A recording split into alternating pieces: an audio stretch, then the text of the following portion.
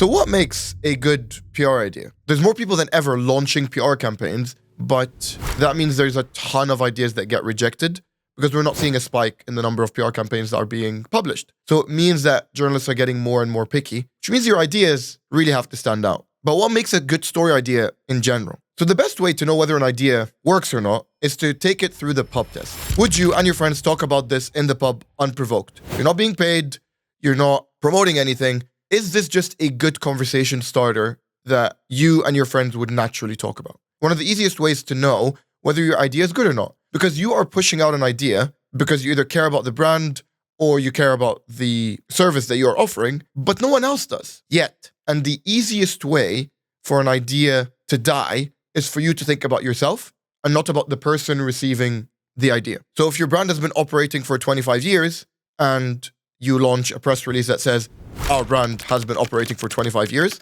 no one cares. If your CEO wins an industry award that isn't well known enough, i.e. it's not an Oscar, no one really cares. So how can you transform any business that might feel mundane, might not have Oscar-winning accolades, into a newsworthy topic? So the easiest way is to understand the shift from focusing on yourself versus focusing on the consumer.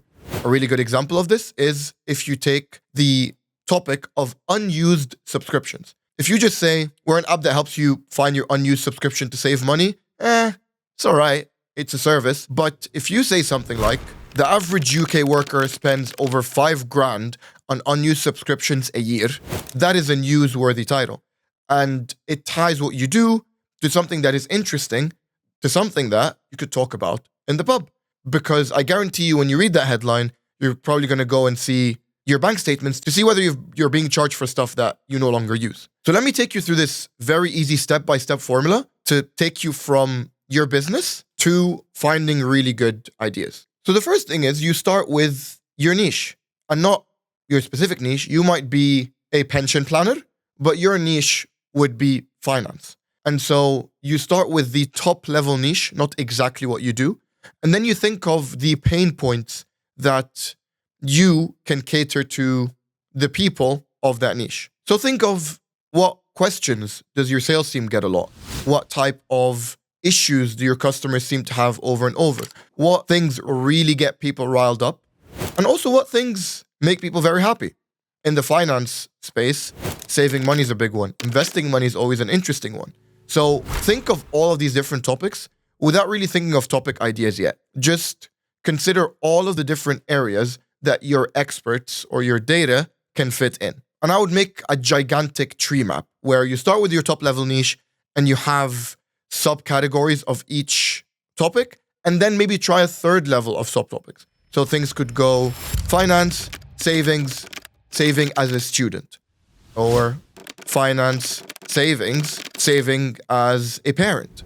And so you give yourself a bunch of different avenues that you can take, that you have expertise in, and that's your starting point. Now, for an idea to be good, it can't just be interesting. You have to have three different things to make an idea good: relevance, timeliness, and uniqueness. So relevant to a bunch of different people, newsy, which forces journalists to talk about it because it's a hot topic. Last thing is uniqueness, which is your take on the story. And one of the best ways to find topics that are relevant and newsy to add your unique take on is break the web. So if you go to the tool, it gives you a bunch of different topics and a bunch of different stories that are being talked about today within this niche.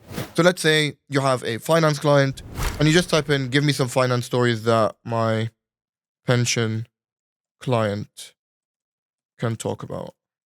And then what Break the Web is going to do is it is going to find a bunch of different stories or ideas that you can jump on. And then you can more or less tie it to your client directly.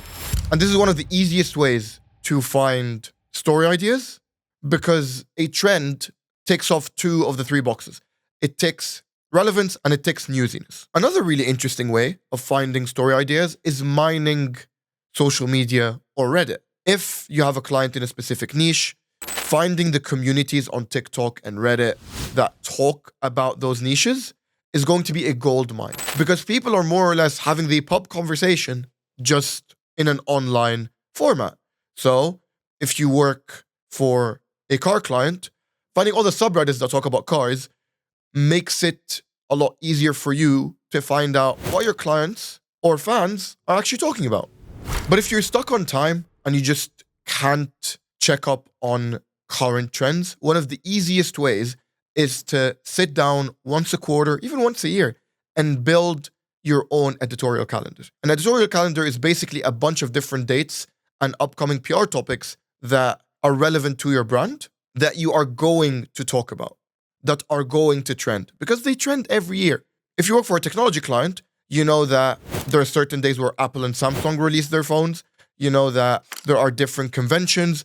There are different times in the year where people talk about specific parental guidelines, like when kids go to school, for example.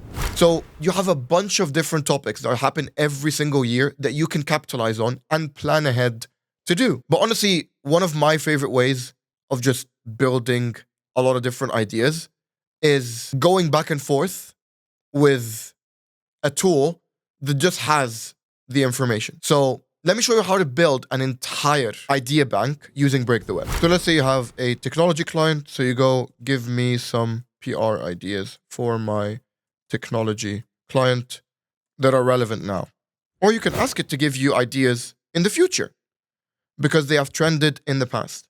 And then you can go back and forth with the tool to find a bunch of different ideas to get you started. And in less than 20 seconds, we now have over 20 ideas that you can go and run with, and they will act as the basis for your content strategy.